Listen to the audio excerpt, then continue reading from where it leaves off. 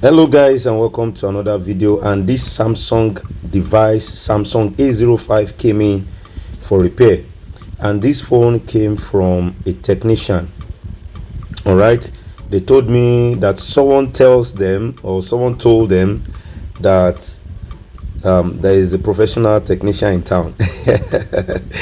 All right, so we need to help them out with this device, and this device is dead, completely dead. But I need to show you first before I continue. Okay, I have my DC power supply already. Let's connect it and let's see the readings on the DC power supply. All right, we are going to take this step by step, so make sure you pay close attention. Okay, pressing the power button, you can see the readings: 0.07, 0.01. I'm going to try it again. Let's go. Yeah, 0.010, 0.07. When you release the power key, it goes straight down. All right, so what do you think this problem could be? If you want to know how to use DC power supply to know the readings of mobile phones where the problem might be, please join our online training, and the number is right on the screen. Okay, now let's take the VBAT reading. The VBAT reading on diode mode. All right, and it's giving us a good reading right there. So the VBAT is okay. There is no short. All right, and now the next thing is to open the shield so that we can see what is going on inside. If you are interested in our online training, please join us, and you are going to learn a lot of things there. Okay, you will learn how to troubleshoot phones step by step, and you'll be a professional mobile phone technician. And when you work on the phone, and people will be telling you that, oh my brother, you're a witch. You're not a witch, it's just about the knowledge. All right, we have done removing the shield.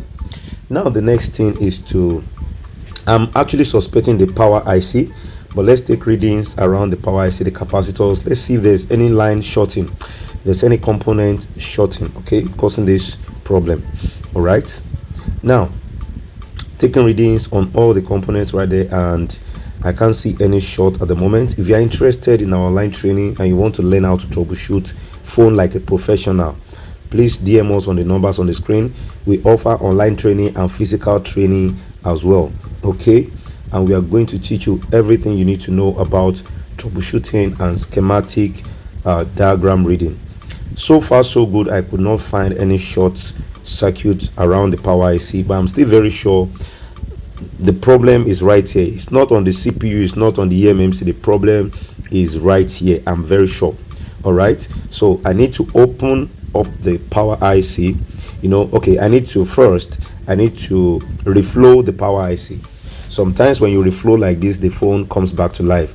Probably the phone is having a partial contact, or something going on in the BGAs. All right, and if you do that, the phone might come on. But in this case, the phone did not come on because I have tried to power on the phone off camera and the phone refused to power on. So let's go ahead with the troubleshooting. What is the next thing to do? And the next thing for us to do is to lift up this power IC. We need to lift it up so that we can examine what is going on the PCB and on the IC. I hope you guys are following me. So don't forget to like the video and subscribe. If you're interested in our online training, please DM us on the numbers on the screen. Now the power IC is out. Some technicians are always scared removing the power IC. Don't be scared, come on. Now after removing the IC, I noticed something which I'm going to show you right away. And if you look at this BGA, this ball over here, there is a burnt. So that line is burnt. I'm going to show you in a very close shot right now. So this line is burnt, and that is why the phone is not powering on. This particular line, okay, is connected to the VDD core, which is the power supply that supplies the power to the CPU, that makes the CPU trigger and connect with also the eMMC and all that. There's a lot of things. If you want to know more about this, please join our online training. You can see that part is burnt. That is why this phone is not powering on. Let me scratch, and you see this blackish stuff right here. The blackish stuff right here, that is a sign of burnt. So when when it's burnt like this, it causes what we call open circuit. If you want to know what open circuit is and you want to know more details about all these things I'm talking about, you need to join our line train. Let me zoom it in. Now this is how it looks when I zoomed in with my microscope. Okay, you can see it is very evident right here that this BGA is burnt. Now what's the next thing to do? The next thing for us to do is to clean up, all right, the part, because we need to replace this power IC. I'm going to leave a link where I troubleshooted, where I replaced this power IC, the full video. I'm going to post it. I'm going to put the link in my comments, in my description.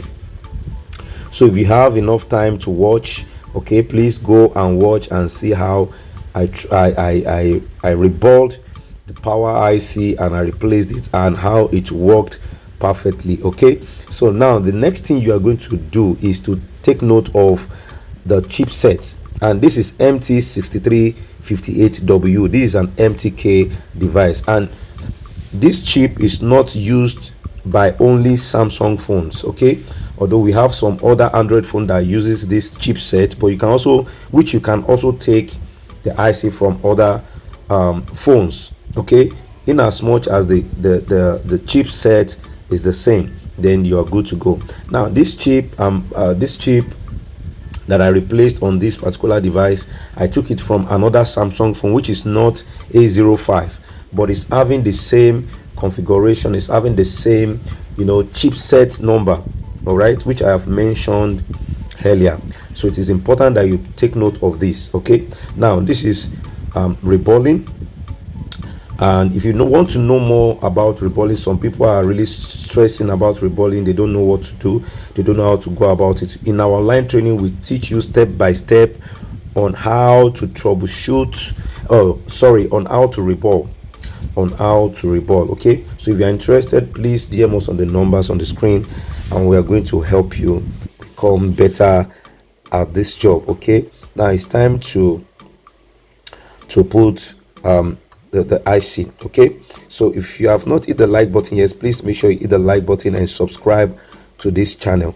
Make sure you subscribe to this channel. Okay, all right, and after reballing, let me show you the PCB I took this chip from. So I took it from this PCB right here, and it's using the same power IC. You can see it has been replaced over there.